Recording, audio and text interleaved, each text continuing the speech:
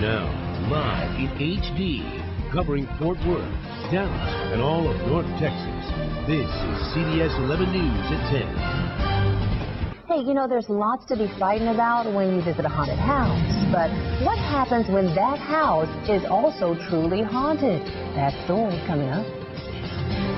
This time of year, people pay lots of money and stand in long lines to go into a haunted house, and they expect a good scare. But what if one of those haunted houses really did harbor ghosts? CBS 11's Joel Thomas explores the Boneyard Haunted House in Arlington. Dan Hall runs the Boneyard Halloween Haunted House in a massive abandoned Sears building. We work very hard all year to perfect our scares and techniques for just a very short time in the Halloween season.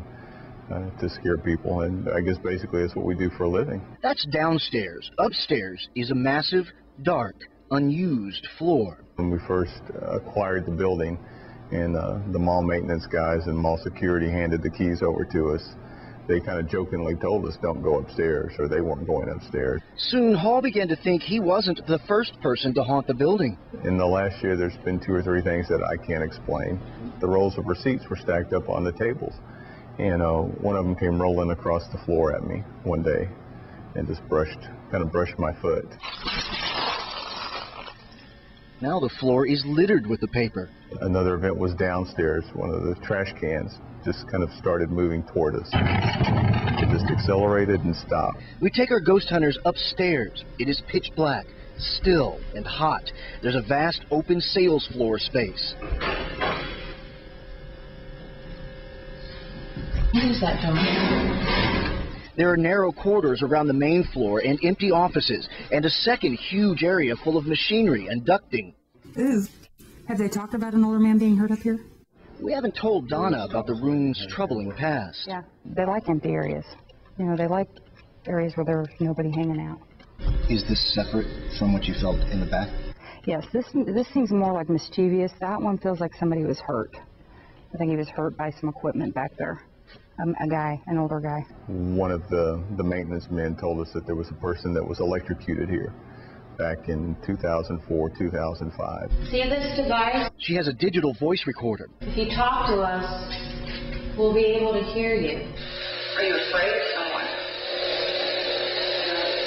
Is this where you were hurt?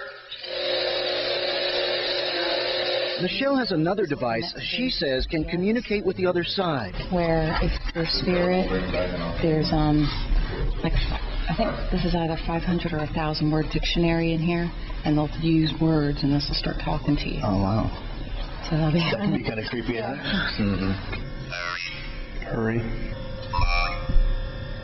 It's at holiday several times. Mm-hmm. At night too. Mm-hmm. Yeah. And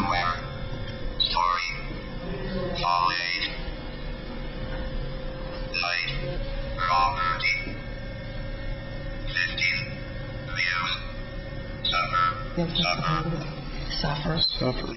Does the Boneyard have a real haunt, an untold story left to tell? That's the last thing you really want to do is start promoting that your haunted house is actually haunted, because they're going to think you're just trying to grab publicity. Or is it one of those things like, I guess, people that see UFOs, do you tell anybody? Do you keep it to yourself? Joel Thomas, CBS 11 News.